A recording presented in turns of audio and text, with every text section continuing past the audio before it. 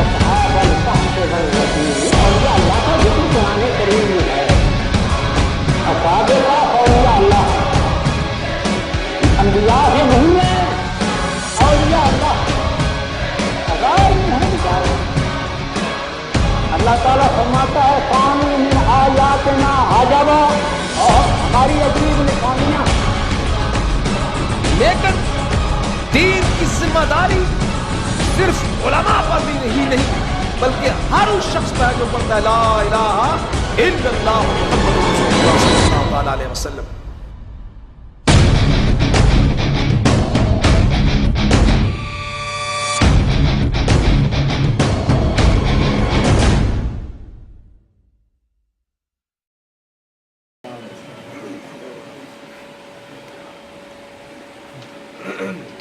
ماشاءاللہ یہ تھے جناب صاحبزادہ پیر ظہیر الدین صاحب صدیقی دم برکاتہ العالیہ خوبصورت خطاب فرما رہے تھے. اللہ عز و جل ہم سب کو عمل کی توفیق عطا فرمائے.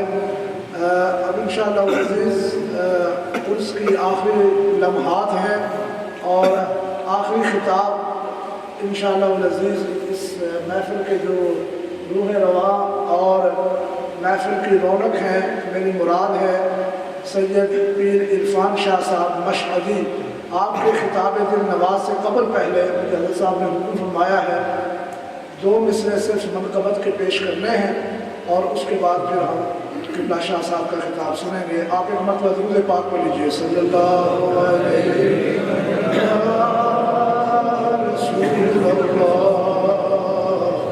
وسلم آوازیں بلند کر لیجیے. صلی اللہ علیہ یا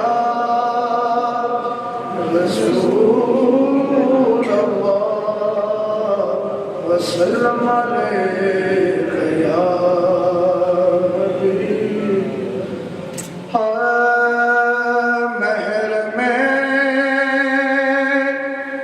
اسرار قرآن مولانا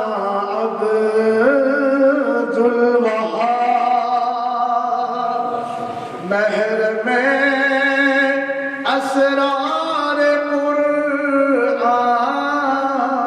مولانا عبدالوہاب. مہر میں اسرار قرآن مولانا عبدالوہاب. شاہ بطحا کا ثنا خواں مولانا عبدالوہاب. شاہ بطحا کا ثنا خواں مولانا عبدالوہاب. میرے ساتھ پڑھ لیجیے. شاہ بطحا کا ثنا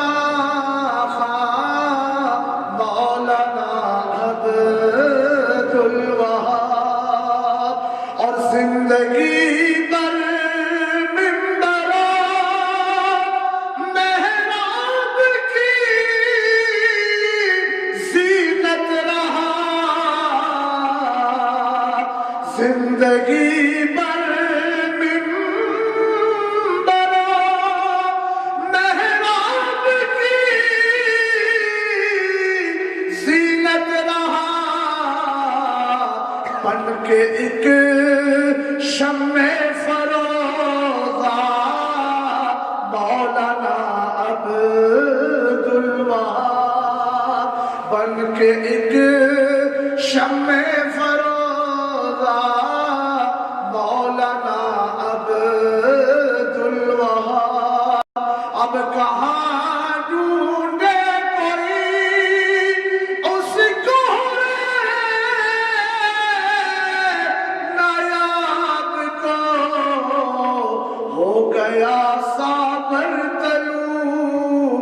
علم و فضل کا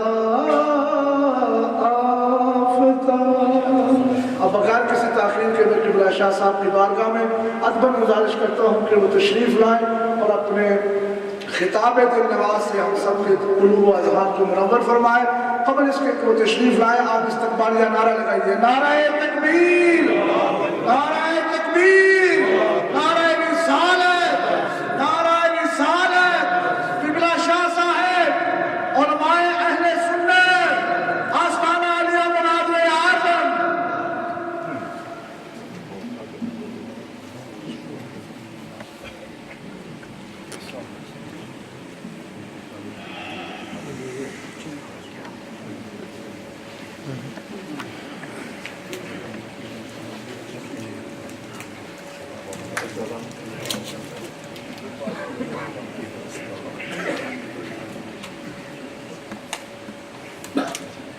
بسم اللہ الرحمن الرحیم.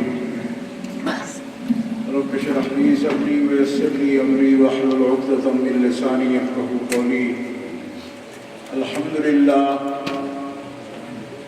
للہ الذی لا مانع لحکمہ ولا ناقض لقضائہ، والصلاة والسلام علی سید انبیائہ وسند اولیائہ واحبابہ المعارضین لأعدائہ.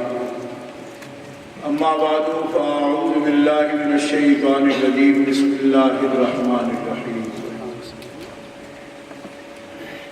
هل يستوي الذين يعلمون والذين لا يعلمون؟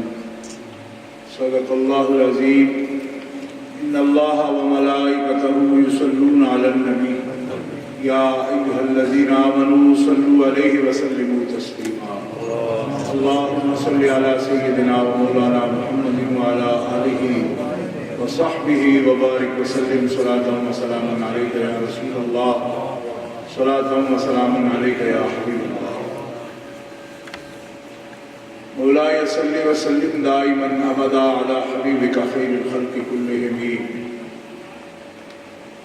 محمد سيد الكونين والثقلين والفريقين من عرب ومن عجم،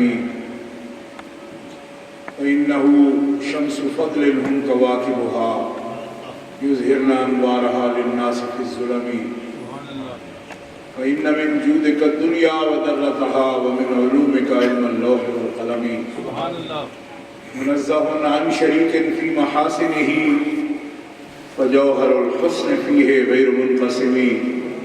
ثم الرضا عن نبي بكر وعن عمر وعن علي وعن عثمان ذي الكرم والآل والصحب ثم التابعين لهم أهل التقى والنقى والحلم والكرم. اللہ تبارک و تعالی جل جلالہ وعم نوالہ وآظم شانہ واتم برہانہ. الحمد و ثنا حضور قائد المرسلین سید النبیین سید العالمین امام الاولین والآخرین جناب محمد مصطفیٰ احمد مصطفیٰ صلی اللہ علیہ وآلہ وآصحابہ وبارک وسلم کی بارگاہ اقدس میں درود و سلام کا ہدیہ پیش کرنے کے بعد معزز و محترم و مکرم سامعین، حاضرین، اہل اسلام، اہل سنت و جماعت، عاشقان مصطفیٰ،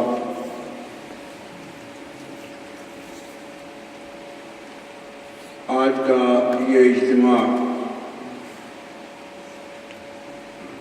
حضرت مناظر اعظم محقق اسلام صوفی باصفا علامہ مولانا محمد عمر صاحب اچھروی نقشبندی مجددی رحمۃ اللہ تعالی علیہ رحمتاً واسعہ اور جانشین مناظر اعظم عالمی مبلغ اسلام حضرت علامہ مولانا صاحبزادہ محمد عبد الوہاب صاحب صدیقی اچھروی نقشبندی رحمۃ اللہ تعالی علیہ رحمتاً واسعہ، ان بزرگوں کے عرس مبارک اور اصال ثواب اور ان کے علمی عملی کارنامے اور ان کی حیات، ان کی سیرت سے آگاہی کے لیے حضرت حضرت مناظر اعظم کے پوتے اور حضرت علامہ مولانا محمد عبدالوہاب صاحب رحمۃ اللہ علیہ کے فرزند گرامی قدر جناب علامہ بیرسٹر محمد زین الافطاب صاحب صدیقی متضلہ نے اس تقریب سعید کا اہتمام کیا ہے، اور جہاں ڈی سیوں خطباء کو، علماء کو، اسکالرز کو انہوں نے مدعو کیا، احکر کو بھی حکم فرمایا کہ اس جلوس مقدس میں حاضری دوں اور آخری چند باتیں میں آپ حضرات کے سامنے کروں۔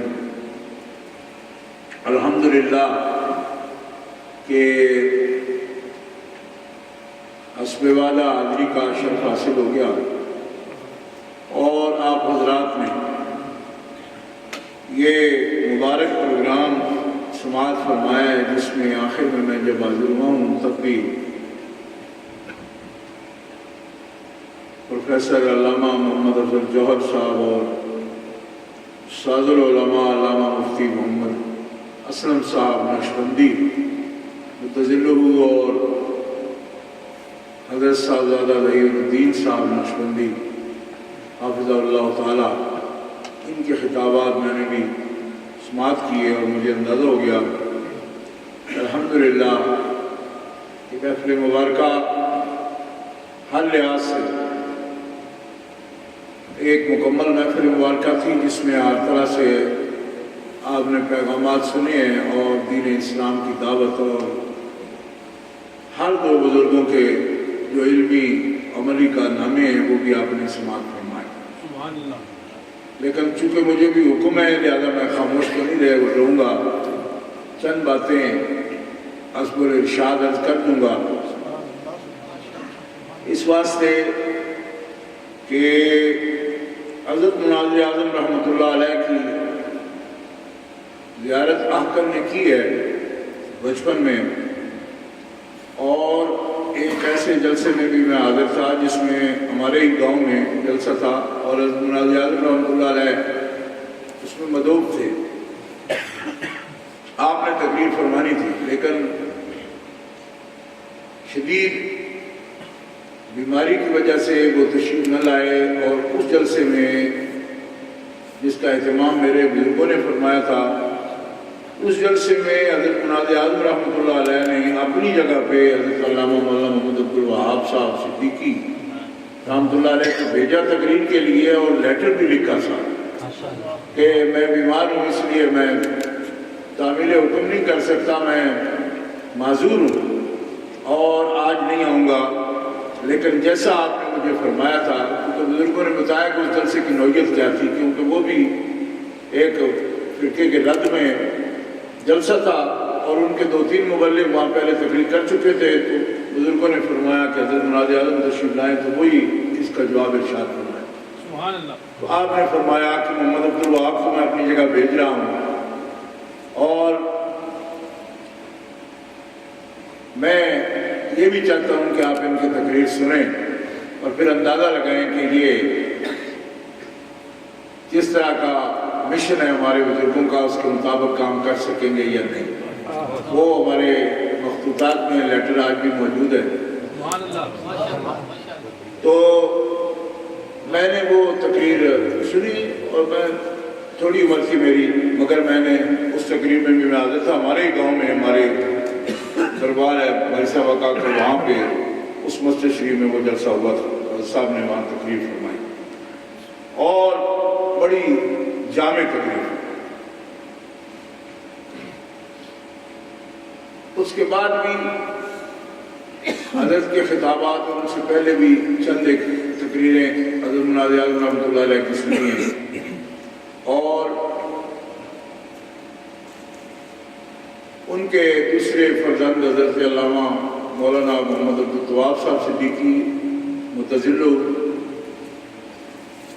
اللہ تعالیٰ ان کو صحت و سلامتی عطا فرمائے، ان کی تقاریر بکثرت سنتے ہیں، اور دیگر خاندان سے بھی کچھ نہ کچھ واقفیت بھی ہے اور جانتے بھی۔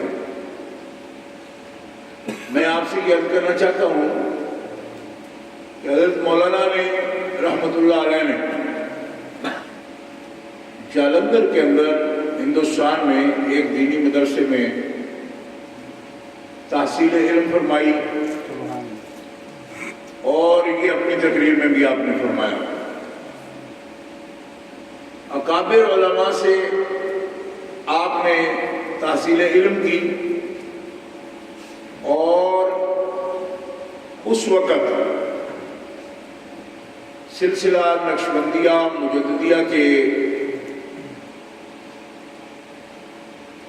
عظیم رہنما اور ولی کامل اور اپنے وقت کے کتب اعلیٰ حضرت حضور میاں شیخ محمد صاحب شرف پوری رحمۃ اللہ تعالی علیہ سے حضرت مناظر اعظم نے شرف بیعت حاصل کی، اور آپ کی مجلس بھی فرمائی نصیب ہوئی آپ، اور حضرت مناظر اعظم کو جو خاص طور پر اخلاص کی دولت نصیب تھی، اہل محبت جانتے ہیں کہ حضرت میاں صاحب رحمۃ اللہ علیہ کا جو فیضان ہے وہ حضرت مناظر اعظم کی حیات طیبہ میں نظر آتا تھا کہ کسی کے رنگ میں رنگے ہوئے، اور یہ بھی مجھے معلوم ہے کہ حضرت میاں صاحب رحمۃ اللہ علیہ کے بعد حضرت مناظر اعظم نے حضرت کرما والے میاں حضرت سید محمد اسماعیل شاہ صاحب بخاری رحمۃ اللہ علیہ، جو حضرت میاں صاحب کے خلیفہ اعظم اور خلیفہ اجل تھے، ان سے بھی صحبت کا تعلق اور مجلس کا تعلق رکھا، اور فیضیاب ہوئے، ہمیشہ ان کی بھی دعائیں لیتے رہے، تاکہ آپ خود ایک شیخ وقت ہیں اور سینکڑوں ہزاروں لوگ آپ کے دامن سے بھی وابستہ ہیں، اور لوگوں نے آپ سے اللہ اللہ سیکھی۔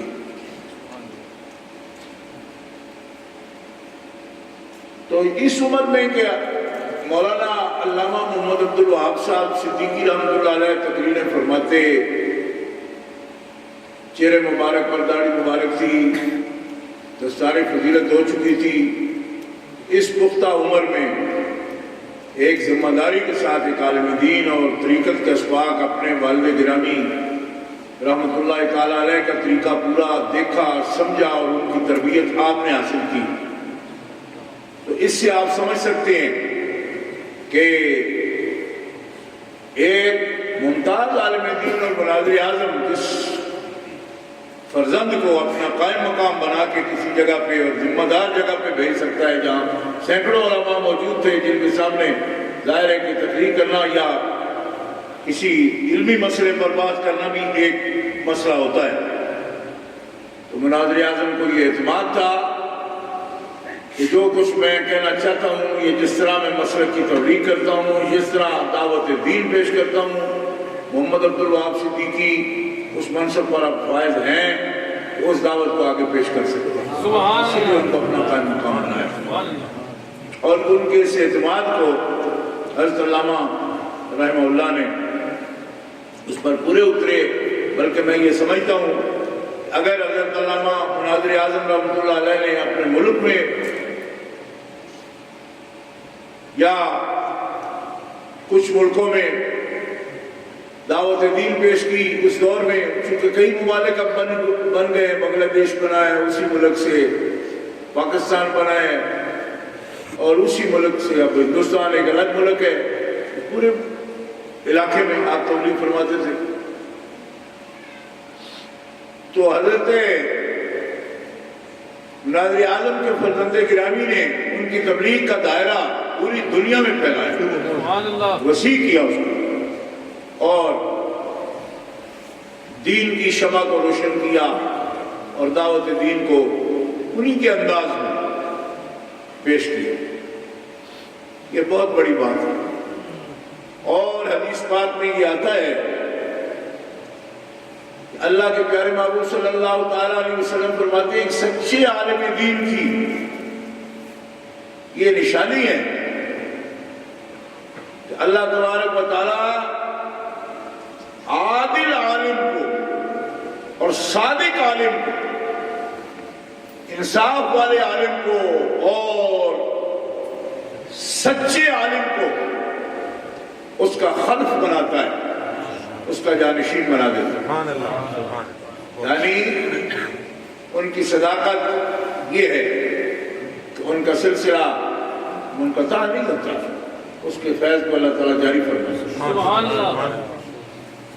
آج بھی ان کا سلسلہ الحمدللہ قائم ہے، اور علامہ صاحب وہاں بھی پڑھاتے ہیں، جامعہ نظامیہ میں حدیث پاک بھی پڑھاتے ہیں اور درس و تدریس بھی کرتے ہیں اور تبلیغ بھی کرتے ہیں، مناظرہ بھی کرتے ہیں۔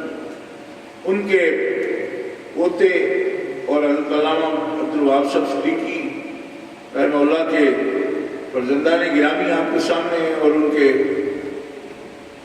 بیٹے اور تربیت یافتہ عالم دین علامہ صاحبزادہ زین العطار صاحب آپ کے سامنے تشریف فرمائیں، جو اپنے بزرگوں کا عرس منا رہے ہیں۔ سبحان اللہ۔ علامہ صاحب نے بڑی اعلیٰ تربیت کی ہے، عالم دین ہے، اور ظاہر ان کا شریعت سے مرصع ہے، مزین ہے، اور تواضع اور آداب اور باطنی کیفیات جس سے ظاہر ہوتی ہے، یہی علماء کا زیور ہے، یہ تربیت انہوں نے ان کی فرمائی ہے۔ اور میں یہ بھی جانتا ہوں، ان کے بارے میں مجھے معلوم ہے کہ یہ اصول شریف سے، اس خاندان سے ان کا تعلق ہے جن کے ایک بزرگ ان سے بھی پہلے حضرت علامہ مناظر اعظم اور امام اہل سنت علامہ غلام دستگیر ہاشمی قصوری رحمۃ اللہ تعالی علیہ ہوئے، اور انہوں نے پورے ہندوستان میں، ہندوستان جب بڑا ملک تھا، کابل سے لے کر کہاں دکن حیدرآباد تک جائیں آپ، اتنا بڑا ملک تھا، اس پورے ملک میں جس شخص نے ہر فتنے کا اسٹیج پر مقابلہ کیا اور میدان مناظرہ میں مقابلہ کیا،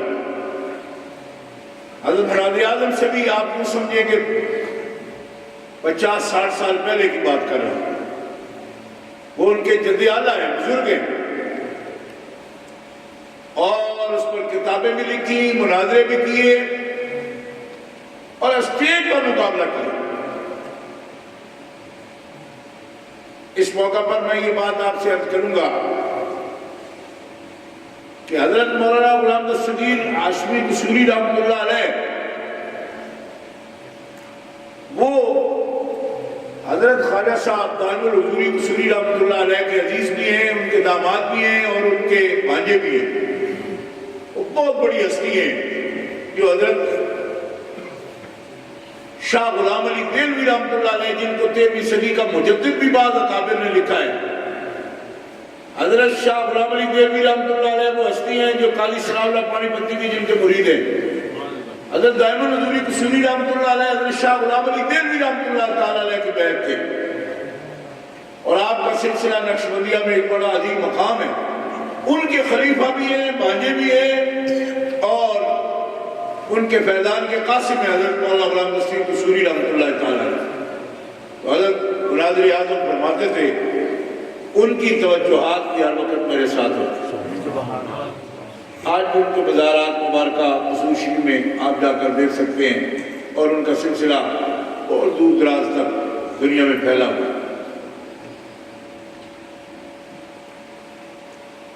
تو یہ صدیقی خاندان ہے، ان کا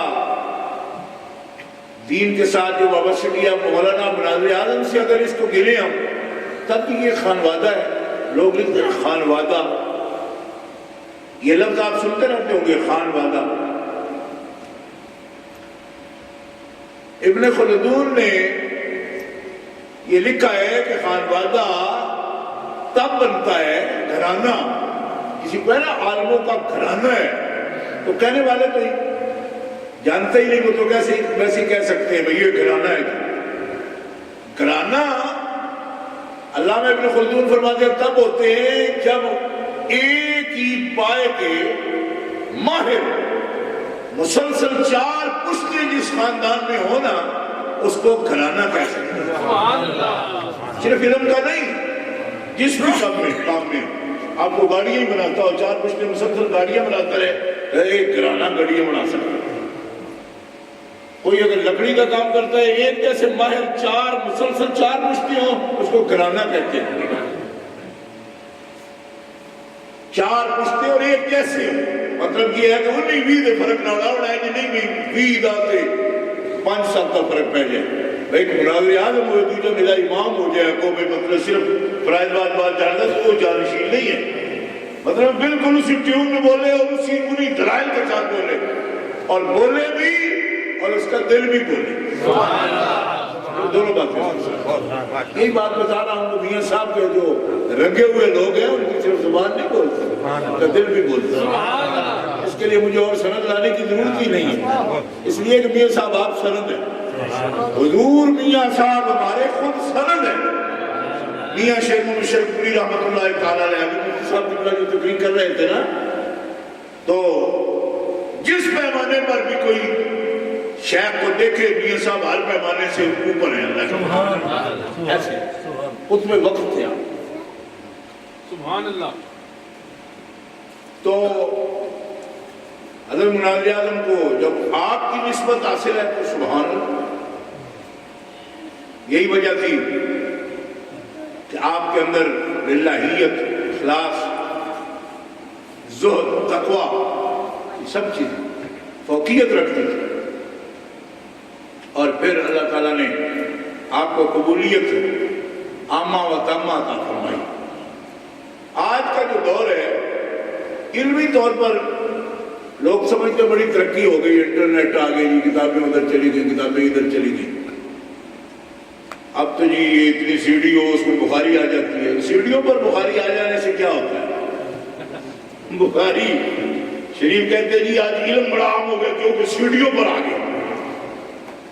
تو پہلے بھی علم کون سا بھائی کوئی کتابوں میں نہیں تھا، لائبریریوں میں تھا، کتابوں میں تھا۔ کتابوں میں علم ہونے سے عالم نہیں ہوتے بندے، تو کتابیں عالم ہوں گی اور آپ پر ہوگا۔ علم جب دل پر آتا ہے تو پھر عالم بنتا ہے۔ تن پر بھی ہو تو کچھ نہیں ہوتا، علم تن پر ہو تو آگ ہوتا ہے، علم دل پر ہو تو نور ہوتا ہے۔ نعرہ تکبیر، بلند آواز سے نعرہ رسالت، نعرہ رسالت، نعرہ حیدری، نعرہ تحقیق، آستانہ عالیہ مناظر اعظم۔ آپ ایسے عالم بھی ہیں، ایسے صوفی بھی ہیں، ایسے محقق بھی ہیں، مدرس ہیں آپ۔ یہی وجہ ہے یہ دور بظاہر علم کا دور کہا جاتا ہے، لیکن میں اسے جہالت کا دور کہتا ہوں، اس واسطے کہ لوگوں نے علم میں کوشش کرنا چھوڑ دی، نہیں آتا، لوگوں کو پتہ ہی کوئی نہیں۔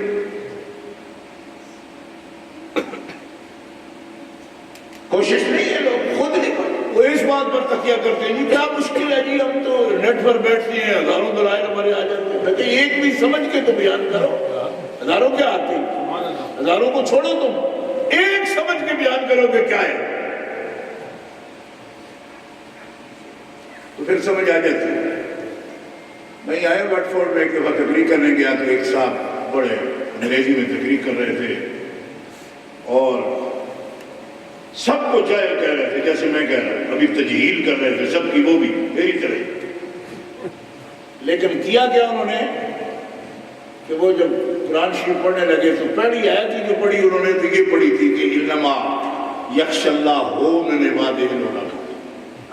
تو میں نے کہا تیرا قصور نہیں، تیرا حق بن گیا، تیرا حق بن گیا کہ یخشی اللہ ہو ہی ہو۔ اب تمہیں کیا بتائے کہ کیا ہے، یہی کہو بس، ٹھیک ہے۔ تیرے جہاں کو شاید انجی ہو گئے. اب یہ حال ہے اور لوگ کہتے ہیں جی مناظر ہونا بھی کوئی بات ہے, مناظرہ کرنا ہی نہیں چاہیے. توبہ توبہ مناظرہ پڑھو توبہ. اس دور میں جن کی آپ نے ابھی باتیں سنی تھی مفتی صاحب بھی فرما رہے تھے, وہ لوگوں میں یہ عام کرتے ہیں جی یہ تو مناظر ہوئے جی, مطلب کیا بھائی دونوں کی جھگڑ نہیں ہے,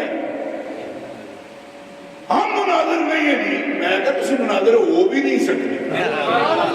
لوگ کہتے ہیں لوگ سمجھ رہے ہیں گالی ہے مناظر ہونا. ہاں آج کل کے مجہول لوگ کیا کرتے ہیں, ہم مناظر نہیں ہیں. میں کہا سانو پتہ لگتا ہے کہ تو نہیں مناظر, تیرے خاندان کوئی نہیں مناظر, کیونکہ مناظر ہونے کے لیے تو دو طرفہ نہیں, پتہ نہیں کتنی طرفہ علم حاصل ہو تب جا کے بندہ مناظر. تو اپنے مذہب کے دلائل نہیں آتے جس کو, اس کو دوسرے کا مطالعہ نہیں ہے. جب دوسرے کا مطالعہ نہیں ہے تو جو آپ کے خاک دے گا, جب کوئی اعتراض کرے گا اسلام پر, دین پر اعتراض کرے گا, آپ کے مذہب پر کرے گا, آپ کے مسلک پر کرے گا, آپ کے مشرق پر کرے گا. آپ کا دین ہے, آپ نے اس کا بھی دفاع کرنا ہے. آپ کا مذہب ہے, اس کا بھی آپ نے دفاع کرنا ہے. آپ کا ایک مسلک ہے, آپ نے اس کا بھی دفاع کرنا ہے. آپ کا ایک مشرب ہے, آپ نے اس کا بھی دفاع کرنا ہے. آپ کی ایک ذات ہے اپنی, آپ نے اس کا بھی دفاع کرنا ہے.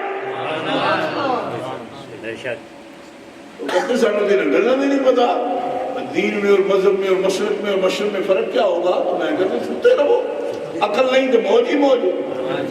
یہ تو ہمارے ٹرکوں کے پیچھے بھی لکھا ہوتا ہے پنجاب کے, عقل نہیں تو موج ہی موج.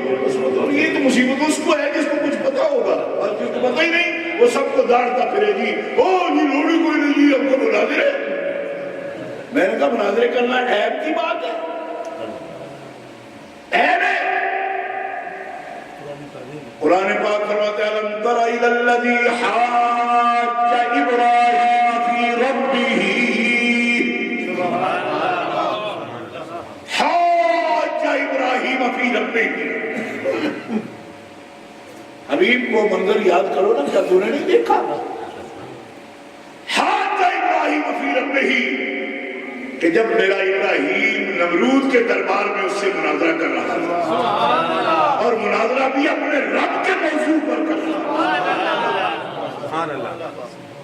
کنٹری والوں, اگر علامہ صاحب کی تقریر کو ذہن میں ہے تو پھر زور سے کہو نا سبحان اللہ. کیونکہ یہ چپ والی تقریر پروفیسروں کی ہوتی ہے, مناظروں اور مبلغوں کی تقریریں سنتے ہوئے چپ رہنے کا تو مطلب بھی کوئی نہیں. نعرہ تکبیر, نعرہ رسالت, نعرہ تحقیق, نعرہ حاضری, علماء اہل سنت زندہ باد. تو پروفیسر تو مقالے لیکچر لکھتے ہیں, ان کو بتانے کی ضرورت ہوتی ہے کہ حضرت 5 بندے مر گئے ہیں, بڑا انہوں نے دفنا ہے کہ پھر تھوڑا مقالہ سن لا گیا. تو ان کو مردہ جلنے کا تو ان کو پتہ کو نہیں چلتا وہ کتنے لوگ بیٹھے, کوئی ستے پہ, کوئی موئے پہ, کوئی پتہ نہیں.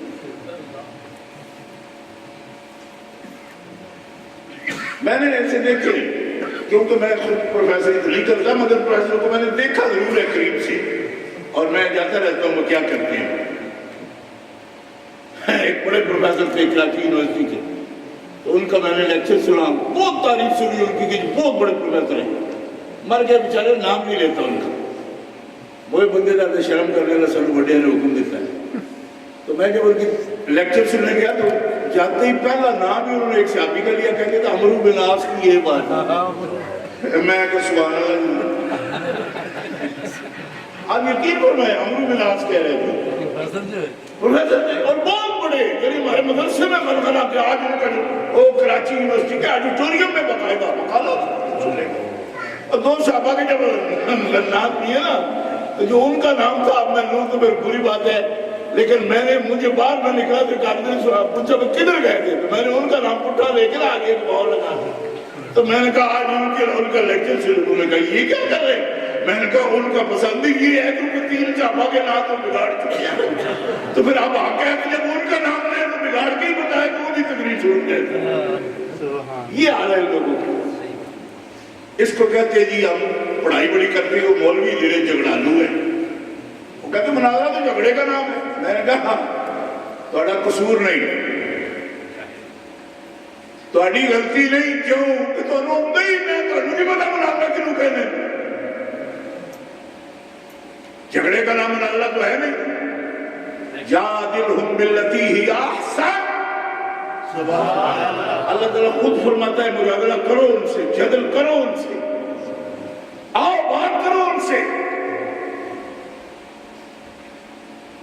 جو تم سے سوال کرے گا تو چپ کر جاؤ، پھر سوال پر سوال کرے گا تو پھر کیا کہو گے؟ میں جواب نہیں دیتا۔ اور میرے والد صاحب رحمۃ اللہ علیہ یہ جملہ فرماتے تھے اگر مناظر اعظم کے بارے میں، آپ فرماتے ہیں کہ ان کو تو اللہ تعالیٰ نے بڑا ملکہ دیا ہے، وہ شخص اگر بر وقت فلاں جگہ نہ ہوتا، فلاں جگہ نہ ہوتا، فلاں جگہ نہ ہوتا تو مسلک کی بڑی بے عزتی ہو جاتی، ان کے آنے سے مسلک کا پرچم بلند ہوا ہے۔ حالانکہ یہ جو بول رہے تھے خود وہ بڑے مدرس سے دنیا ان کو جانتی، لیکن فرماتے ہیں مدرسین کے بس کی بھی بات نہیں تھی۔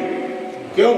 کہ ملکہ مناظرے کا ایک الگ سے ہوتا ہے، ہر مدرس بھی مناظر نہیں بن سکتا، مناظر کا استاد ہو سکتا ہے، لیکن مناظرے کے لیے ایک الگ سے ایک ملکے کی ضرورت ہے۔ بڑے سکون سے، بڑے وقار سے بات کو سنیں، پھر سن کے اس کا جواب دیں۔ جی جیلا نہیں ہوگی جگہ اڈیا رہا پتہ ہی نہیں ہے بھائی، کتاب ڈھونڈنے بیٹھے ہوئے 6 بلوٹوتھ کے ساتھ اوپر کتابوں کے پورے صفحے پیلے کیے ہوتے ہیں۔ آپ یقین کرو آگے پیچھے کو سمجھے 6 بندے بیٹھے ہوتے ہیں ساتھ، یہ آپ پکڑو جی، یہ پکڑو جی، اور ٹوپی سیدھی نہیں ہوتی، 6 گھنٹے کی تقریب میں ٹوپیاں پکڑ کے کبھی ادھر کبھی ادھر۔ میں کہ تم کیا سوارو گے جا کے مسلک کو جس سے اپنی ٹوپی نہیں سمجھتے؟ ہم مناظر نہیں ہیں۔ میں نے کہا ہو سکتے بھی نہیں، تمہارے اندر وہ چیز ہے ہی نہیں۔ اب کوئی ہجڑا کہے میں شادی نہیں کروں گا تو پترا تو کر سکتا بھی نہیں۔ کوئی نہیں سمجھ آئی؟ اب ایک ہجڑے کو پوچھو جا کے نہیں آپ نے شادی نہیں، میں نہیں کروں گا، وہ کہا تیرا دہن کیا ہے تو کر سکتا بھی نہیں۔ کیوں؟ اس کے لیے تو ایک ملکہ چاہیے، طاقت چاہیے بندے کے اندر۔ تو نہیں کرتا تو کر کیا سکتا ہے؟ اور جو کرتا ہے مرد میدان ہوتا ہے، اور جو کہتا ہے کہ یہ غلط ہے، میں کہتا ہوں اپنے جملے واپس لے، ایسے فتوے دینے کا مطلب نہیں ہے، لیکن یہ تو نبیوں کی سنت۔ حاج ابراہیم فی ربہ، کہو نا سبحان اللہ۔ ابراہیم علیہ السلام جب مناظرہ کر رہے ہیں تو کہنا چاہیے بڑے جھگڑا لوں جی۔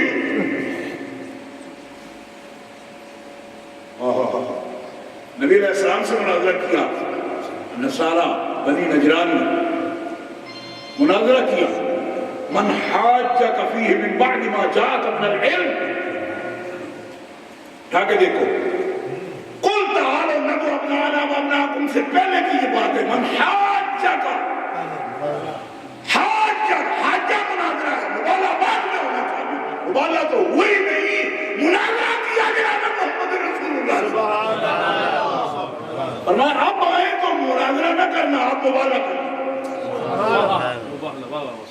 حاجہ کیا ہے؟ یہ حاجہ ہے مناظرہ، حجت قائم کرنا، دلیل قائم کرنا، لانا دلیل، اور جن دو کے درمیان وہ دلیل ہو صحیح، جن کے درمیان دلیل ہے ہی نہیں، کہ ان کو اصول سے نکل جائے تو دلیل کیا ہوگی؟ لا حجت بیننا و بینکم لنا اعمالنا ولکم اعمالکم، پھر کہا جاتا ہے حجت ہوگی، دلیل ہوگی تو پھر باس ہوگی اس کے اندر۔ آپ فرماتے تھے مناظرہ صرف شیعوں سے نہیں کیے، بھابیوں سے کیے، دیوبندیوں سے کیے، اور صرف انہیں سے نہیں کیے کہ جو کہے جی بھائی یہی تھوڑی پرواز ہے، وہ بھابیوں سے کیے، شیعوں سے کیے نہیں، آریوں سے بھی کیے۔ حضرت مناظر اعظم کے مناظرے ہندوؤں سے بھی ہوئے، آریوں سے بھی مناظرے کیے آپ نے۔ ہاں پنجاب کے اندر بڑا فتنہ تھا اس دور میں ہندوؤں کا، آریہ فرقہ جو ہے اس وقت بڑا سر چڑھا ہوا تھا، حضرت نے ان سے بھی مناظرے کیے، اور آپ فرماتے ہیں اس میں میری دلیل ہی مولانا غلام دستگیر صاحب تھے، کیونکہ آپ پیشوا تھے اس مسئلے میں، وہ بھی مناظرے کیے۔ لیکن بعض باتیں آپ کو معلوم نہیں، اعلیٰ حضرت فاضل بریلوی رحمۃ اللہ علیہ کے بارے میں آپ کو زیادہ معلومات ہیں نا، لیکن جن لوگوں کی عبارتوں پر آپ کا فتوے ہوئے ہیں ان سے بھی اعلیٰ حضرت کا مناظرہ کوئی نہیں ہوا. یہ آپ کی معلومات میں ہے. اعلیٰ حضرت کا قاسم نانوتوی سے یا رشید گنگوئی سے یا خلیل امبیٹھی سے یا اشرف علی سے براہ راست مناظرہ کوئی نہیں ہوا. جس شخص نے اس عبارت پر براہ راست ان میں سے مناظرہ کیا ہے وہ مولانا غلام دستگیر صاحب ہی ہیں جن کا خلیل امبیٹھی کے ساتھ ہوا. تقدیس الوکیل کتاب چھپی بھی مل جاتی ہے. یعنی براہ راست جس سنی عالم کا ان 4 لوگوں میں سے سامنے بیٹھ کے مناظرہ باقاعدہ ہوا ہے وہ مولانا غلام دستگیر قصوری ہے جن کا میں ذکر کرتا ہوں. اور اس مناظرے کے جج کون تھے؟ خواجہ غلام فرید صاحب کوٹ مٹھن شریف والے جن کے کافیاں دوڑے سنتے رہتے ہیں. تو یہ کافیاں دوڑے جیلوں کے نہیں ہیں، یہ مناظروں کے صدر کے کافیاں دوڑے ہیں. اور اس دور کے سارے صوفی میدان مناظرہ میں اترتے تھے. یہ کہہ کے جان نہیں چھڑاتے تھے کہ ہماری یہ بات نہیں ہے. اور میں اگر بات سا جو گئی کوئی لوگ پتروں سے ہمیں پتہ ہے جو ہمیں ناک چڑھاتے ہو تمہارے اندر وہ بات ہی کوئی نہیں ہے. ابھی جڑوں کی شادیاں ہوتی ہیں ہم نے تو نہیں دیکھی کبھی. تو یہ وہ مرد میدان تھے جنہوں نے اللہ کے فضل و کرم سے میں نے آپ کو ایک حوالہ دیا ہے بزرگ عالم دین کا جو فرماتے تھے کہ وہاں ایسے بندے کا پہنچنا اور اس کا ہونا اس کا وجود ہے جیسے نہ پہنچتے تو لوگوں کو بے عزتی کا خطرہ تھا. آپ اندازہ کیجئے ایک موقع پر بھی اہل حق کی جو عزت کا باعث بن جائے اس کے نجات کے لیے تو یہی بات کافی ہے. اہل حق جس کے لیے دعائیں کریں. اہل حق مناظرے نہ بھی سارے کر سکے. اہل حق تو ہو سکتے ہیں نا. ولی ہوتے ہیں، صوفی ہوتے ہیں، بزرگ ہوتے ہیں، صاحب درد ہوتے ہیں تو ان کی دعائیں بھی کریں جن کے لیے. دعائیں بھی کریں جن کے لیے. میں ایک دفعہ دار صاحب رحمۃ اللہ علیہ سے واپس آ رہا تھا. میں نے بعض دوستوں کو پہلے بتایا بزرگ آئے بوڑھے سے بالکل ایسے عجیب قسم کا چادر اور کمبل لیا ہوا تھا. مجھے کہنے لگے بہت ضرورت ہے وہاں برطانیہ میں تمہاری. میں نے کہا کہ کوئی پتہ نہیں وہاں تنگ ہے لوگ مجھ سے. تو کہنے لگے تو پھر ادھر آ جاؤ ادھر تو ضرورت ہے. میں نے کہا جاتا رہا تو کم آتے ہو کم آتے ہو زیادہ آؤ. میں نے کہا جی زیادہ آؤں گا. میں نے کہا اچھا کیا یہ جواب دے رہے ہو ورنہ ہم داتا صاحب سے کہہ دیتے کہ بندہ دوسرا دے دو. میں نے کہا بابا جی اب مدری کے سال میں ہو لیکن میں تو اتنے سے بھی ڈرتا ہوں آپ نہیں کرو. ادھر میں نے اس سے جھگڑا کوئی نہیں کیا. کہنے لگا ورنہ ٹھیک ہے اچھا جواب دے دیا تم نے اب آتے رہو. میں نے کہا جی ہوا کیا؟ کہنے لگا پرسوں پارٹی کے اندر ایک خبیث تقریر کر رہا تھا. میں ادھر بیٹھا ہوا تھا. اس نے داتا صاحب کو چیلنج کیا نام لے کر تو مجھے سب سے پہلے تیری یاد آئی کہ اس کا جواب دینے کے لیے اس کی ضرورت ہے. تکبیر، نعرہ رسالت، نعرہ تحقیق، نعرہ حیدری، شیر اہل سنت. تو میں نے کہا کوئی نہیں جناب ہم دیں گے جواب. اور دیتے ہیں ہر سال دیتے ہیں. جاتے ہیں ہم سال میں نہیں ہر مہینے جاتے دیتے ہیں. اور آپ کو یہ بات بتاتا ہوں کہ مناظر ہونا یا کسی کا جواب دیں گے فالتو قسم کی مخلوق نہیں ہے کہ فضول لوگ ہیں. ایک میدان ایسا آپ کو دیکھے صرف آپ کو چونکہ احساس تھا وہ جب آپ کبھی ایسی بات کا احساس یا خیال کرتے ہیں کہ دشمن پکارے اور کوئی جواب دینے والا نہ ہو تو ہوگا کیا؟ آپ خود بتاؤ نا کیا ہوگا پھر. اس لیے یہ لوگ علماء کی بھی آبرو ہیں اولیاء کی بھی آبرو ہیں. بڑے بڑے مصنفین ہیں لیکن ان کی آبرو ہے وہ لوگ جو اپنے مسلک کے دفاع کے لیے اور مذہب و دین کے دفاع کے لیے ہر وقت میدان میں موجود ہیں. اور مناظر اعظم اپنے وقت میں وہ آبرو تھے اور کتابیں لکھ کے انہوں نے اپنا وقت اتنا لمبا کر لیا کہ آج بھی مناظر جو بنتے ہیں یا کرتے ہیں مناظرہ وہ ان کی کتابوں سے آج بھی روشنی حاصل کرتے ہیں. یعنی صرف اگر وہ دلائل اپنے لکھتے نہیں تو ان کے بعد حکیموں کو یہ عادت ہوتی ہے کہ وہ اپنی بیاض کا نسخہ بھی اس طرح لکھتی ہے کہ کوئی پڑھ بھی نہ پائے کہ کیا ہے. مناظر اس قسم کے بھی مناظر نہیں تھے کہ جو بات ان کو آتی ہے وہ دوسرے کو بتانا نہ چاہیں.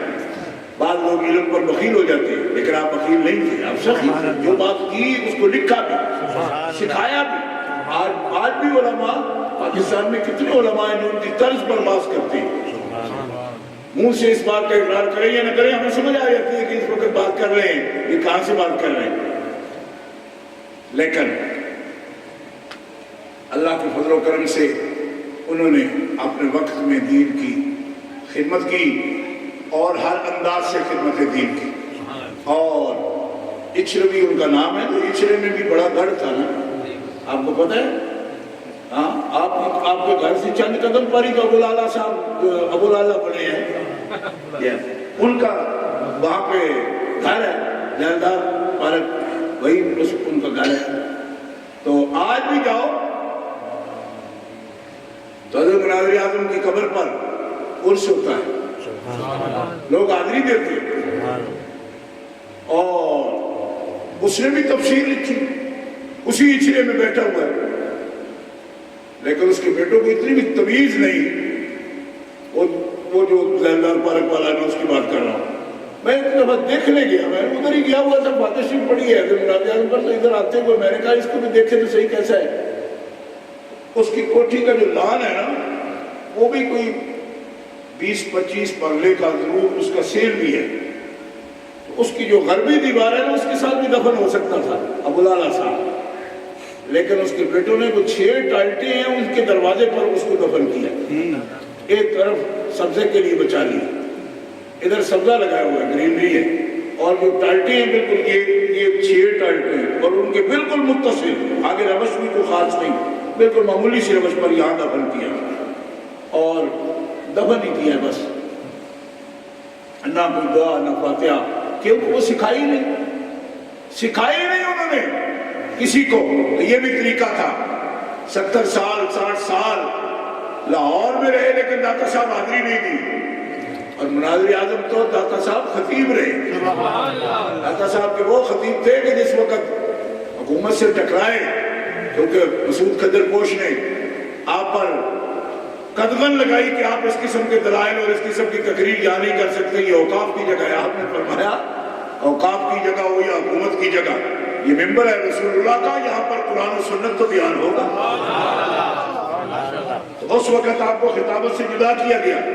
میرے والد صاحب رحمۃ اللہ تعالیٰ علیہ فرماتے ہیں کہ جس وقت آپ کو خطابت سے الگ کیا گیا، داتا صاحب کی مسجد میں اس طرح لوگ روتے تھے کہ جس طرح کوئی بہت بڑی ہستی کا انتقال ہو گیا ہو، یعنی کوئی دنیا سے چلا گیا بندہ تو جتنا روتے ہیں اتنا روئے دنیا کہ مولانا محمد عمر صاحب یہاں خطبہ دیتے تھے، آج وہ نہیں ہے۔ اور دوسرے ان کی جگہ پہ جو مولانا آئے، محمد سعید نقشبندی ان کا اسم گرامی ہے، میرے والد صاحب کے شاگرد ہیں، وہ فرماتے تھے کہ میں کیسے وہاں جا سکتا ہوں، وہاں تو مولانا محمد عمر صاحب خطبہ دیتے ہیں، اور ان کا وہ انداز اور میرا یہ انداز تھا کہ مولانا ناک میں بولتے تھے، ویسے ہی عالم دین بہت تھے لیکن بہت دھیمی آواز سے اور ناک میں تقریر کرتے تھے، محقق عالم تھے، تو فرماتے تھے میں تو نہیں پڑھا سکتا، مولانا کی جگہ کیسے؟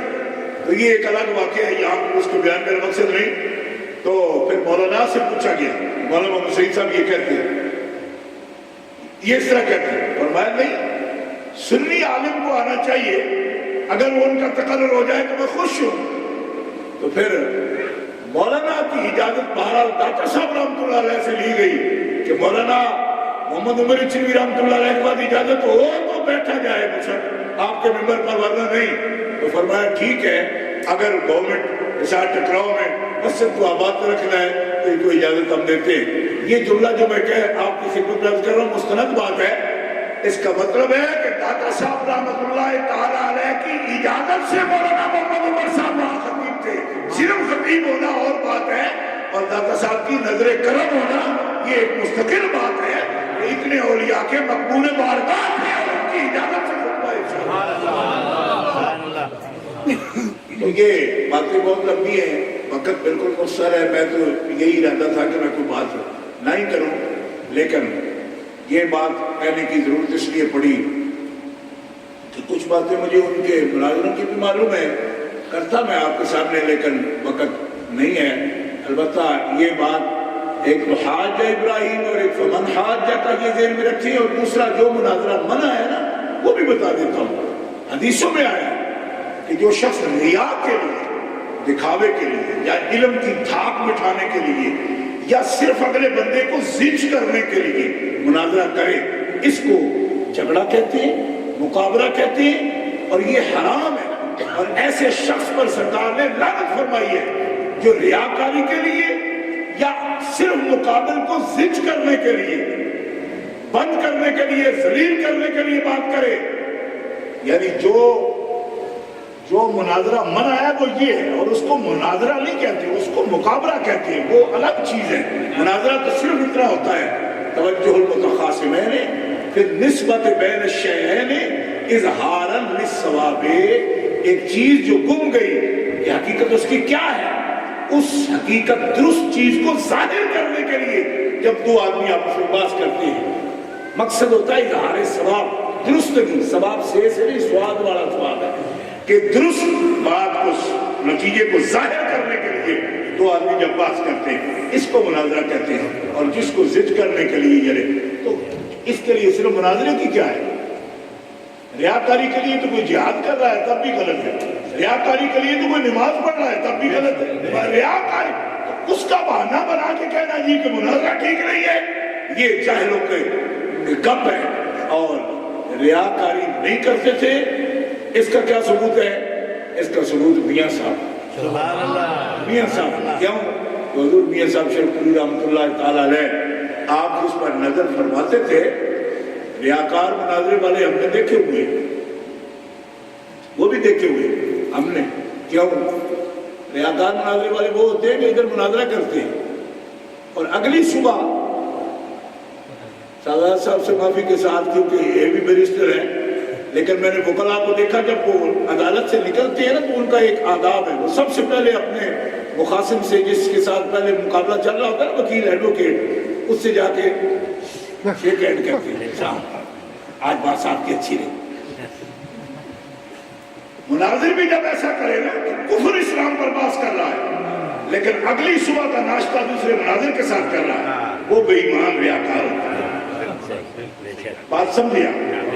اور ایسے مناظر میں جانتا ہوں کہ آج کل باقاعدہ دورہ کشتی کرتے ہیں، اپنے مدرسوں میں بلا کے ان کو کھانے کھلا کے بٹھا کے اور ویڈیو بنا لیتے ہیں، اور آپ لوگوں کو پتہ بھی نہیں ہوتا۔ رشتہ داریاں بھی ان سے کرنا جائز سمجھتے ہیں۔ آج مناظرے کفر اسلام پر ہو رہے ہیں، اگلے دن کٹے ہوٹل میں کھانا کھا رہے ہیں، تو یہ ہوتے ہیں خبیث لوگ، خبیث لوگ، ریاکار بھی ہیں یہ اور دجال بھی ہیں، دجل سے کام لیتے ہیں یہ۔ جس سے کفر اسلام کی بات ہوگی اس سے اگلے دن کھانا ہوٹلوں میں ہوگا، اس سے محبت ہوگی اور شادیاں کٹھی کریں گے وہ بیٹھ کے، رشتہ داریاں کریں گے اور پبلک کے سامنے وہ کفر اسلام پر مناظرے کریں گے۔ ایسا نہیں ہوگا، ایسا کرنے والے دجال ہوں گے، وہ مناظر نہیں ہوں گے۔ مناظر کو دیکھنا ہو اگر تو پھر کیسر روم کے سامنے جعفر ابن ابی طالب کو مناظر وہ مناظر ہے، یا مہربانیوں سے مقابلے کے لیے علی ابن ابی طالب کو دیکھیں، اور اپنی جگہ پہ جن کو میں نے پہلے کہا مولانا عبد الوہاب صاحب کو بھیجا حضرت مناظر اعظم، اور حضرت علی مرزا اپنی جگہ پہ کس کو بھیجتے تھے یہ بھی سن لیجیے، حضرت عبداللہ ابن عباس کو، حضرت عبداللہ ابن عباس کو حضرت مولا علی شیر خدا نے اپنی جگہ پہ قائم مقام بنا کے بھیجا۔ اس مناظرے میں خود نہیں گئے، فرمایا ابن عباس اس قابل ہے کہ جو بات علی کہنا چاہتا ہے وہ ابن عباس بھی کہہ سکتا ہے۔ مناظر تو مناظر دیکھنے ہو یا مناظروں کی تاریخ دیکھنی ہو تو یہ ہے مناظر۔ قیصر روم کے دربار میں مناظرہ کرنے والے جعفر ابن ابی طالب ہیں، اور خارجیوں سے مناظرے کرنے والے حضرت مولا علی شیر خدا ہیں خود۔ ان سے تاریخ ملتی ہے ان مناظروں کی کہ جو احقاق حق کے لیے اور ابطال باطل کے لیے مناظرہ کرتے ہیں، جو دکھاوے کے لیے مناظرے نہیں کرتے، نہ اپنا علم کی دھاک بٹھانے کے لیے مناظرے کرتے ہیں، وہ صرف درست بات کو ظاہر کرنے کے لیے اور دین کا پرچم بلند کرنے کے لیے مناظرہ کرتے ہیں۔ اور اگر یہ لوگ ریاکار ہوتے معاذ اللہ، آج آپ بھی نہ ذکر کرتے، اور صرف آپ کے ذکر پر موقوف نہیں، ان کے لیے آج بھی آپ یقین کرو، آج بھی وہ لوگ موجود ہیں، میں ان سے واقف ہوں کہ جب کبھی وہ تہجد کی نمازیں پڑھتے ہیں، بڈھے بابے آج تک موجود ہیں کہ مولانا کا نام لے کر وہ دعا کرتے ہیں، سبحان اللہ، ان بابوں کو میں جانتا بھی ہوں، ملاقات بھی میری ہوتی ہے ان سے، میں پوچھتا ہے کہ کیوں کرتے ہو؟ پر میں یہ بات مولوی محمود صاحب کی وجہ سے ہمیں سمجھ ہے، اس لیے یہ مسئلہ ہم نے ان کی وجہ سے سمجھا ہے، اس لیے ہم ان کے لیے ہمیشہ دعا کرتے ہیں۔ وہ دعائیں جو ہوتی ہیں خاص، وہ دعائیں اور ریاکاروں کے لیے نہیں ہوتے، جو دل والے ہوتے ہیں اور دل سے جو خلوص کے ساتھ جو خدمت دین کرتے ہیں ان کے لیے دعائیں ہوتی ہیں، اور ان کے لیے دعاؤں کا سلسلہ بھی یہ موجود ہے، ان کا شجرہ موجود ہے، اور یہ تو میرے لیے بڑی خوشی کی بات ہے۔ ابھی میں نے علامہ نبیل افضل سے جب پوچھا، میں نے کہا بھی میرے آنے تک تو یہ مجمع ہے، کہنے لگے نہیں پوری مسجد بھری ہوئی تھی، لوگ جرمنی سے آئے، ہالینڈ سے آئے اور کوچوں پر آئے تھے لوگ، تو مجھے اور بھی زیادہ خوشی ہوئی۔ ایک عالم دین کا وقار کر رہے ہیں، کرنا چاہیے، کیوں؟ میرے آقا صلی اللہ علیہ وسلم نے فرمایا عالم دین ایک امت پر وقت آئے گا کہ لوگ انہیں دیکھیں گے علم لوگوں کو ان کو ضائع کر بیٹھیں گے، ضائع کریں گے، ان کی قدر نہیں کر سکیں گے۔ میں اپنی امت پر اس بات کا خوف کھاتا ہوں کہ لوگ علم لوگوں کو ضائع کر دیں گے، اور جن سے علم حاصل کرو گے، جن سے کچھ سیکھو گے، ان کو لیے سب سے بڑا تحفہ تمہاری طرف سے دعائے خیر ہے۔ دعائے خیر کرنا، لوگوں خیر اس کی شاید قدر ہی نہ سمجھتے ہو، دل سے جو دعا نکلتی ہے کسی کی، وہ عالم دین کا اصل اعزاز ہے کہ جو ایک اللہ کا بندہ رات کو عبادت کرے رب کی، اور جب دعا کے لیے ہاتھ اٹھائے تو اسے وہ عالم یاد آ جائے جس کی وجہ سے کوئی اس کو ہرائے راستے کا درست راستہ جس کو ملا ہو، دعا کرے۔ میں سمجھتا ہوں سب سے بڑا اعزاز ہی کیا، سب زندہ دار لوگ جب دعائیں کریں تو ان کے لیے دعا کے وقت وہ یاد آ جائے اور ان کے چہرے سامنے آئے اور ان کے لیے وہ دعا کر دیں اور آنکھوں میں آنسو لے آئیں۔ یہ وہ لوگ ہیں جن کے لیے آدھی آدھی رات کو سحری کوٹ کے لوگ دعائیں کرتے ہیں، اور ان کے لیے مدارس میں دعائیں ہوتی ہیں جن لوگوں نے علماء نے ان سے سیکھا اور ان سے سبق لے کر ان کی طرز پر آج تقریریں کر رہے ہیں، مناظرے کر رہے ہیں، علم پڑھا رہے ہیں۔ اور میں حضرت زین العطاب صاحب سے یہ بات عرض کرنا چاہوں گا کہ وکلاء، بیرسٹر، بزرگ اس ملک میں یا پوری دنیا میں بے شمار ہیں۔ ہمیں مولانا عمر صاحب چاہیے، ہمیں علامہ عبدالوہاب صاحب چاہیے، ٹھیک ہے؟ آپ کو انہوں نے بیرسٹر بنایا، لیکن ہمیں بیرسٹر شاید ان شہروں میں بھی سینکڑوں ہزاروں ہوں گے، عبدالوہاب صاحب اور کوئی، مولانا عمر صاحب کوئی نہیں۔ اور آپ کے خاندان کا فخر یہ ہے، آپ گھرانہ ہیں، اللہ کے فضل سے ہمیں آپ سے یہ توقع ہے کہ آپ خاندان کو جب رب نے گھرانہ بنایا کہ اتنے نسلوں سے آپ کے اندر یہ بات موجود ہے، تو آئندہ آپ کی اولادوں میں بھی ہمیں ڈاکٹر بنو چاہے بیرسٹر بنو، لیکن مولانا عمر صاحب کی ضرورت ہے۔ میں پھر کہوں گا مولانا عبدالوہاب صاحب کی ضرورت ہے، وکلاء لوگوں کو، وکیلوں کی بھی ضرورت ہے، لیکن میں سمجھتا ہوں کہ وکیل یہاں بے شمار ہے۔ مولانا عبدالوہاب صاحب کوئی نہیں، مولانا عمر صاحب کوئی نہیں۔ آپ کو حضرت علامہ عبدالوہاب صاحب کی اولاد بہت ہیں، 4 یا 5 صاحبزادے ہوں گے میری معلومات کے مطابق، مگر زین العطاب صاحب جب آپ نے عرس کرائی دی ہے تو میں کہتا ہوں کہ آپ کی ایک آدھ تقریب میں نے ایسی سنی بھی ہے جس میں مجھے آج تک یاد ہے کہ آپ کو درود شریف پر جب بات کرتے ہوئے کہا تھا کہ آپ درود ہاتھ باندھ کے کھڑے ہو کر جب جنازے میں پڑھتے ہو تو پھر درود پر بعد میں جنازے کے اعتراض کیوں یا نماز کے بعد کیوں اعتراض، جب نماز میں کھڑے ہو کر آپ صلی اللہ علیہ وسلم کا پڑھتے ہو تو یہ مناظرانہ بات تھی۔ میں نے اس وقت اندازہ کہ کئی سال ہو گئے رادرب میں یہ بات انہوں نے کی تھی، مگر مجھے سمجھ آئی کہ مولانا عمر صاحب کا پوتا بول رہا ہے۔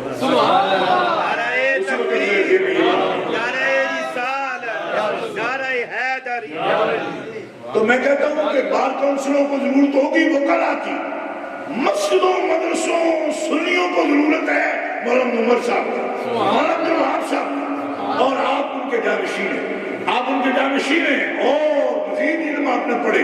مولانا عبدالوہاب صاحب کا فیصلہ میں غلط نہیں کہتا، صحیح فیصلہ ہے ان کا، کیوں کہ عالمی قیادت کے لیے آپ کو انگلش بھی پڑھنا تھی، آپ کو لا بھی پڑھنا تھا، سب کچھ کیا آپ نے، مگر لا کو ثانوی حیثیت دیجیے، دوسری اسلامک لا کو آپ کی ضرورت ہے، اور آل حق کو گنبد خضرا والے جھنڈے کو آپ کی ضرورت ہے۔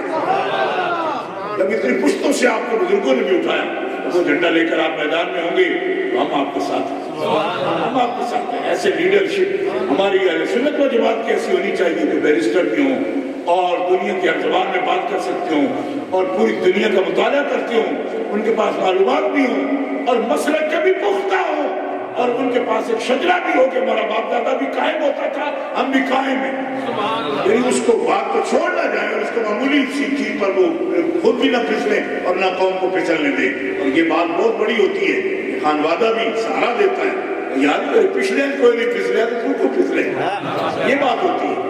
اس لیے ایسوں کی ضرورت ہے. میں اسی اپیل کے ساتھ آپ سے اجازت چاہتا ہوں.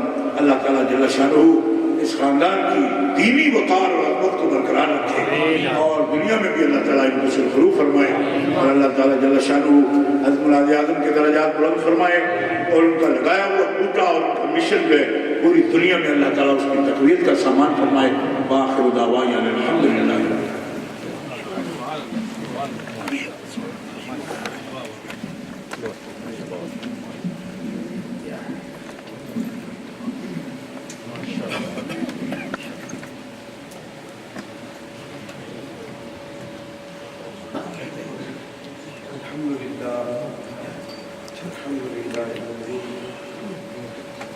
تقدس عن الأشباه ذاته وتنزه عن مشابه بالأمثال صفاته يا من دلت على وحدانيته آياته وشهدت بربوبيته وسبحانه. الصلاة والسلام على أشرف الأنبياء والمرسلين وعلى ملائكتك المكرمين وعلى أهل طاعتك أجمعين وارحمنا معهم برحمتك يا أرحم الراحمين. میں اس آخری گفتگو کے بعد کھڑا ہوا ہوں فقط اس مقصد کے لیے کہ نماز ظہر سے لے کے اب تک میں آپ کا مشکور و ممنون ہوں کہ آپ نے اپنا نہایت قیمتی وقت دیا اور اللہ کے گھر میں تشریف لائے اور ان علماء ربانین کے خطابات سنے اور سمجھے. یہی عرس میں آنے کا مقصد تھا، یہی وہ طریقہ کار تھا جو ہمارے آباء و اجداد، ہمارے مشائخ، ہمارے اسلاف کرتے رہے اور اس کا مقصد یہ تھا کہ آپ صالحین کے بارے میں، ان کے افکار کے بارے میں جان سکیں. اور میں میری ووکیبلری میں وہ الفاظ نہیں ہیں جن سے میں ان علماء ربانیین اور مشائخ کا شکریہ ادا کر سکوں کہ انہوں نے میری اوقات تو نہیں تھی، لیکن جب میں نے انہیں دعوت دی انہوں نے قبول کیا. یقیناً انہوں نے مجھے دیکھ کے قبول نہیں کیا، انہوں نے جو پچھلوں کے کارنامے تھے، ان کی ذات گرامی تھی، اس کو سامنے رکھتے ہوئے اس محفل کی نسبت ان کے ساتھ پائی. تو وہ جس جذبے کے ساتھ یہاں تشریف لایا، آپ نے خود مشاہدہ کیا ان کے آنے کا مقصد. آپ نے محسوس کیا ہوگا شاید کچھ لوگوں نے، مجھے پتہ ہے بعد میں مجھے کہیں گے بھی کہ بھئی کوئی وہ نعت خوانی کا زیادہ سلسلہ نہیں چلا یہاں. تو نعت خوان آئے لیکن جنہوں نے پڑھی الحمدللہ بہت بہترین نعت پڑھی، لیکن آپ نے دیکھا کہ یہاں جو زور تھا وہ زیادہ خطابات کا تھا، علمی گفتگو پہ تھا، تاکہ جو صاحب عرس کے افکار ہیں وہ آپ تک پہنچ جائیں. اور الحمدللہ میں اس یقین سے کہہ سکتا ہوں کہ کل سے لے کے آج تک جتنے بھی خطابات ہیں ان میں سے اول تا آخر صاحب عرس کے افکار کی عکاسی کی گئی. اور الحمدللہ میں مطمئن ہوں کہ کم از کم یہ جو سلسلہ منقطع ہوا اللہ عز و جل ان مشاہد کے صدقے اس کو جاری و ساری فرمائے. حضرت صاحب رحمۃ اللہ علیہ ہمیشہ دعا سے قبل ایک بات فرمایا کرتے تھے اور اس سنت کو برقرار رکھتے ہوئے میں آپ کو ایک پیغام دینا چاہتا ہوں کہ جس دور میں ہم رہتے ہیں ہماری سب سے بڑی جو ضرورت ہے وہ اس چیز کی ہے کہ ہم اپنے تشخص کو قائم رکھیں. اور یاد رکھیں تشخص کا انحصار افکار پہ ہوتا ہے اور ہمارے افکار کا دار و مدار ہمارے نظریات و عقائد پہ ہے. اگر آپ کے عقائد درست نہ ہوں، آپ دنیاوی طور پہ جتنے مرضی افکار کو سمجھے سمجھائیں. جب آپ کا جو تشخص آئیڈینٹی ہے وہ ختم ہو جائے تو پھر بندہ نہ ادھر کا رہتا ہے نہ ادھر کا رہتا ہے. میری عمر تقریباً 6 سال کی تھی، 7 سال کی تھی، تو اوسیہ ہو رہا تھا. تو والد گرامی نے مجھے اشتہار دیا. تو وہاں قریب بھابھیوں کی مسجد ہے، تو فرمانے لگے جاؤ جا کے وہاں اشتہار لگاؤ. تو میں وہاں گیا، مجھے تو پتہ نہیں تھا. میں وہاں گیا، اشتہار لگایا تو میرے سامنے ایک بوڑھا آدمی آیا. اس نے اشتہار دیکھا، پکڑا پھاڑا.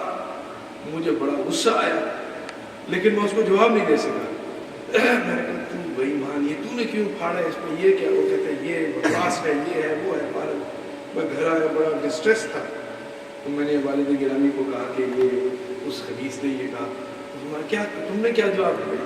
میں نے کہا کہ بس میں نے اس کو بڑا کہا. فرمایا نہیں، مزہ اس بات میں تھا کہ تم اس کو جواب وہ دیتے کہ اس کا منہ بند کر دیتے. تو اس دن سے مجھے جذبہ پڑا کہ نہیں، پھر آپ نے بتایا کہ میں اس کا کیسے منہ بند کروں. تو وہاں سے ایک شوق بڑا. اور پھر ہم نے ان کے جو طور طریقے کو دیکھا. بڑی آپ کی اطلاع کے لیے ایک بات عرض کروں کیونکہ اس کا تعلق تشخص کے ساتھ ہے. ڈاکٹر خالد محمود یہ بڑا مشہور احیار میں سے اس کا شمال ہے. تو اس کی ایک دفعہ ملاقات ہوئی، کہیں وہ گزر رہے تھے تو والد گرامی کے ساتھ ملاقات ہوئی. وہ 1979-80 کی بات ہے. تو اس نے کہا مولانا یہ جو ہند میں اختلافات ہوئے ہیں یار ان کو چھوڑو. اب ہم یورپ میں آئے ہیں، ذرا تھوڑا سا اتحاد کر کے کوئی اسلام کا ایسا کام کرے کہ دنیا کو پتہ چل جائے. تو والد گرامی کے الفاظ آنے کہ میری عمر بہت تھوڑی تھی، مجھے الفاظ ابھی تک یاد ہیں. آپ فرماتے تھے مولانا اگر ہند کے اختلافات کا تعلق ہند کے ساتھ ہوتا تو ہم ان کو وہاں چھوڑ دیتے. اگر ہند کے جو اختلافات تھے ہمارے اور آپ کے درمیان، اگر ان کا تعلق ہند ہی کے ساتھ ہوتا تو ہم ان کو وہاں چھوڑ دیتے. ہم نے ان اختلافات کو یہاں اپنی قوم و ملت کے سامنے اس لیے پیش کیا تاکہ ہماری قوم تمیز کر سکے کہ صحیح عقیدہ افکار کون سے ہیں اور صحیح عقیدہ کیا ہے. اگر ہم اس چیز کی تمیز نہیں جانیں گے تو پھر ہم میں اور آپ میں جو فرق وہاں تھا اگر یہاں نہ رہا تو ہم اپنے تشخص کو قائم نہیں کرنے پائیں. وہی بات آ گئی. ان کی جو مشن کا جو اس کو آپ ایک لفظ میں اگر سمیٹنا چاہیں تو وہ آئیڈینٹی ہے، تشخص ہے. تو اس تشخص کے برقرار کے لیے، اس کے حفاظ کے لیے علم ضروری ہے. جانے سے پہلے آپ نے دنیا میں جانے سے پہلے یہ نہیں دعویٰ کیا کہ میرے اتنے 1000 مرید ہیں یا میرے اتنے خلیفہ ہیں. آپ نے یہ جانے سے پہلے آخری گفتگو میں فرمایا کہ مجھے خوشی اس بات کی ہے کہ مرنے سے پہلے میں یہ دیکھ رہا ہوں. آپ مجھے یوٹیوب پر بھی ان کی تقریر سن سکتے ہیں. فرماتے ہیں مجھے خوشی اس بات کی ہے کہ میں مرنے سے پہلے دیکھ رہا ہوں کہ مختلف زبانوں میں نے ایسے علماء تیار کر دیے ہیں جو کہ آپ کو صحیح العقیدہ، آپ کو خطابات بھی سنائیں گے اور جب جہاں وہ خطابات آپ کو سنائیں گے مجھے اپنی قبر میں بھی اس کا فائدہ ملے گا.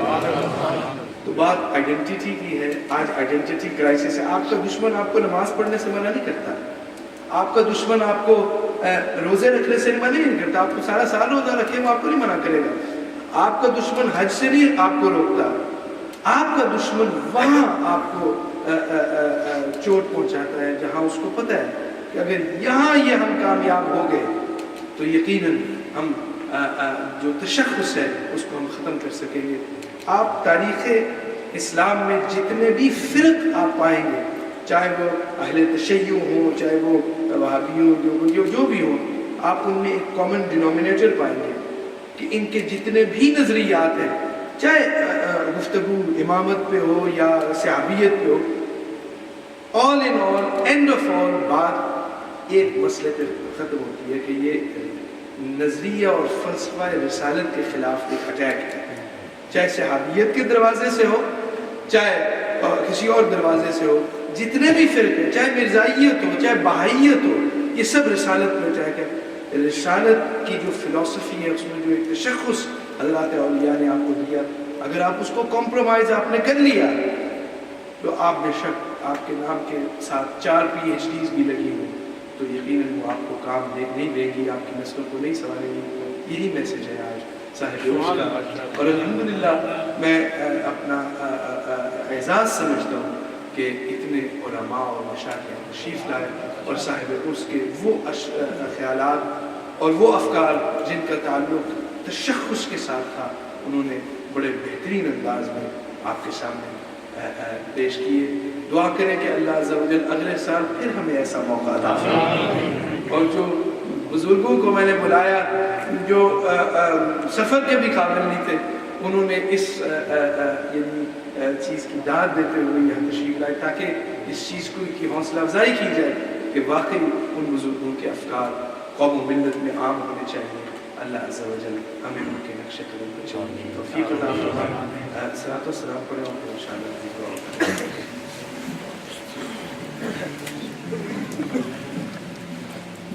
مصطفیٰ جانی رحمت لاکھوں سلام، مصطفیٰ جانی رحمت لاکھوں سلام، شمع بز میں ہدایت لاکھوں سلام، شمع بز میں ہدایت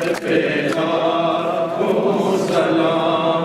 جس سہانی گھڑی چمکا طیبہ کا چاند، اس دل افروز ساعت پہ لاکھوں سلام، مصطفیٰ جان رحمت پہ لاکھوں سلام، شمع بز میں ہدایت پہ لاکھوں سلام.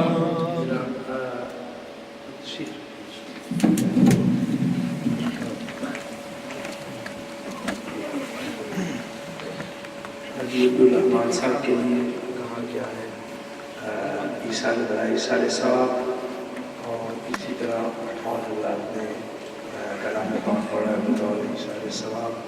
جس نے جو کلام پاک پڑھا ہے میں حضرت شاہ صاحب کی مدد کرتا ہوں. 5 قرآن نہیں ہوتے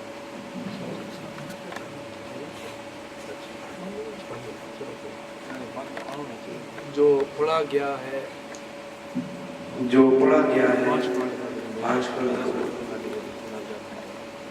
الحمدللہ 5 قرآن پاک پڑھے گئے ہیں. اور جو مجھے ٹیکسٹ میں پڑھائی بتائی گئی ہے، جو طعام محاضر ہے، جو بھی مجلس ہے، میں سب حضرت قبلہ شاہ صاحب کی مدد کرتا ہوں. خصوص جو حاجی عبدالرحمان صاحب کے لیے کہا گیا ہے دعا کے لیے میں گزارش کرتا ہوں.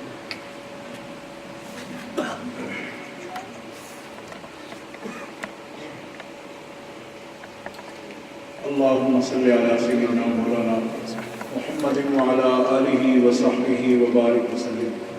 ربنا آتنا في الدنيا حسنة وفي الآخرة حسنة وقنا عذاب النار.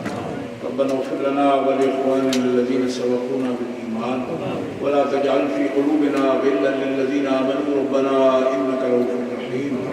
اللهم إنا نسألك العفو والعافية والمعافاة الدائمة في الدين والدنيا والآخرة.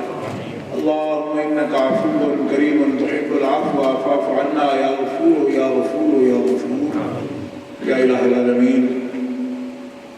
جو ختمات مبارکہ کلام پاک، اوراد، وظائف، صدقات، مجلس خیر، اس میں جو کچھ دین کے مسائل بیان ہوئے، فضائل بیان ہوئے، جتنے اہل محبت حاضر آئے، علماء کرام تشریف لائے، ان سب نیکیوں کا اجر و ثواب اپنی شان کریمی کے مطابق ہمیں عطا فرما. حضور نبی کریم رؤوف الرحیم علیہ تحیت و تسلیم کی بارگاہ اقدس میں ہدیہ پیش کرتے ہیں قبول فرما. آپ کے وسیلہ سے تمام انبیاء کرام رسول اعظام علیہ السلام کے لیے ہدیہ پیش کرتے ہیں قبول فرما.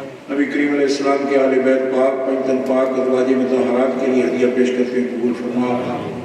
نبی علیہ السلام کی 4 یار، خلفائے راشدین، تمام صحابہ پاک کے لیے ہدیہ پیش کرتے ہیں قبول فرما. صدیقین، شہداء، صالحین، ائمہ اہل بیت، ائمہ مجتہدین، ائمہ طریقت کے لیے ہدیہ پیش کرتے ہیں قبول فرما. خاص طور پر حضرت غوث پاک شہنشاہ بغداد حضرت غریب نواز سلطان الہند امام الاولیاء سیدنا بہاؤالدین نقشبند حضرت عمر شہاب الدین سہروردی رحمۃ اللہ علیہ اجمعین، ان کے تمام سلاسل کے اولیاء کاملین کے لیے ہدیہ پیش کرتے ہیں قبول فرما.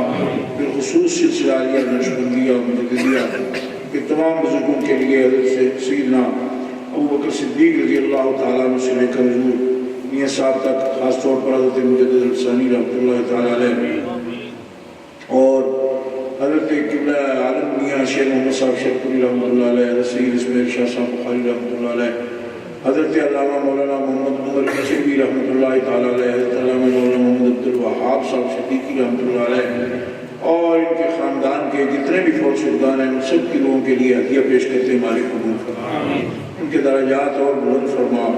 یا اللہ جوار رحمت میں خاص مقام عطا فرما.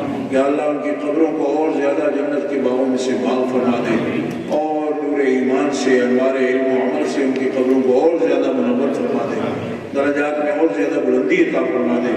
یا الہ العالمین ان کے تصدق، ان کے جتنے بھی چاہنے والے، ان کے مریدین، متوسلین اور تعلق والے پوری دنیا میں جہاں جہاں بھی دنیا سے پردہ کر گئے ہیں، یا اللہ ان سب کی لوگوں کو بھی اس کا ثواب عطا فرما. اور الہ العالمین حاجی عبد الرحمن صاحب اور دیگر لوگ جنہوں نے حضرت صاحب سے، سردار صاحب سے دعا کے لیے کہا، ان سب کے لیے بھی ہدیہ کرتے ہیں. مالک قبول فرما لیں. اور جو زندہ موجود ہیں صاحب عرص کا صدقہ سب کی پریشانیاں دور فرما، سب کی مشکلیں آسان فرما. ابتدا سے لے کر اب تک جتنے بھی دوست محفل پاک میں حاضر رہے، علماء نے بیان فرمایا، ضروریات کے تحت وہ چلے بھی گئے، ان کے لیے دعا کرتے ہیں. سب کے لیے یا اللہ سب کی پریشانیاں دور فرما، سب کی مشکلات آسان فرما. حضرت مناظر اعظم رحمۃ اللہ تعالیٰ علیہ اور جانشین مناظر اعظم رحمۃ اللہ تعالیٰ علیہ، ان کی وجاہت کا صدقہ اور ان کا جو قرب ہے تیری بارگاہ میں الہی، اس کا صدقہ سب حاضرین اور ان کے متوسلین ان کی پریشانیاں دور فرما، سب کی مشکلیں آسان فرما، ظاہری باطنی بیماریاں دور فرما، بیماروں کو شفائے کامل نصیب فرما، سب کے دکھ درد مصیبتیں تکلیفیں پریشانی اضطراب دور فرما. اپنا فضل و رحمت سب کے شامل حال فرما. یا الہی رحم فرما مصطفیٰ کے واسطے. یا رسول اللہ کرم کیجئے خدا کے واسطے. مشکلیں حل کر شہر مشکل کشا کے واسطے. کربلائیں رب شہید کربلا کے واسطے. دلوں کو مرکز مہر و وفا کر، حریم کبریا سے آشنا کر. جنہیں نانے جمی بخشی ہے تو نے انہیں بازوئے حیدر بھی عطا کر. عطا اسلاف کا سوزے درو کر، شریک زمرہ لا یحزنوں کر. تڑپنے پڑھنے کی توفیق دے، دل مرتضیٰ سوزے صدیق دے. حضرت مناظر اعظم رحمۃ اللہ علیہ اور جانشین مناظر اعظم رحمۃ اللہ علیہ، ان کے مشن کو الہ العالمین اپنے حبیب پاک کا صدقہ تا قیامت جاری و ساری فرما. اور ان کے جانشینوں بالخصوص زین الالطاف صاحب، ان کو اس مشن کو آگے بڑھانے کی توفیق عطا فرما اور ان کے لیے اس میں اور زیادہ آسانیاں پیدا فرما. ان کے جتنے بھی معاونین ہیں اور علماء کرام فارغ التحصیل جامعہ اسلامیہ سے، ان سب کے جو تعاون اور الہ العالمین وہ یہاں آئے اور اپنے محسنوں کے ساتھ انہوں نے اظہار عقیدت و محبت کیا. یا اللہ ان کو اپنے عظیم قائد، اپنے استاذ اور اپنے محسن کے نقش قدم پر چلا اور دین کا مجاہد عالم بنا، وہ پوری دنیا میں دعوت دین کو اپنے اکابر کے انداز میں پیش کر سکیں. یا اللہ مقبوضہ کشمیر کے مظلوم مسلمانوں کو آزادی نصیب فرما، فلسطین کے مظلوم مسلمانوں کو آزادی نصیب فرما، چیچینیا برما کے اندر مسلمانوں کو آزادی نصیب فرما، ظالموں کی چنگل سے انہیں نجات عطا فرما. شام میں، عراق، افغانستان اور پاکستان میں دہشت گردوں کی شر سے نہتے مظلوم مسلمانوں کو آزادی نصیب فرما. یا اللہ دہشت گردوں کو نیست و نابود فرما اور ہمارے ملک پاکستان کو استحکام عطا فرما. یہاں بسنے والے مسلمانوں کو اپنا حفظ و امان عطا فرما. یا اللہ اس مسجد کو ہمیشہ آباد فرما، اس کے نمازیوں کو خیر و برکت عطا فرما اور پارٹی میں حضرت کے فضل و برکات کو اور زیادہ عام فرما. اور ان کے مشن کو لے کر بڑھنے والے نوجوان علماء فضلاء کو الہ العالمین تائید نصیب فرما اور ان کی نصرت کو مدد فرما. یا الہ العالمین قبل خیر، آخر خیر، ظاہر خیر، باطن خیر. وفوض امورنا الى اللہ ان اللہ بصیر بالعباد فاللہ خیر حافظا وهو ارحم الراحمین. بحرمت نبی الکریم وآلہ الطیبین وصحبہ الہادین. وصلی اللہ تعالی علی رسولہ سیدنا ومولانا محمد وآلہ وصحبہ واتباعہ اجمعین برحمتک یا ارحم الراحمین.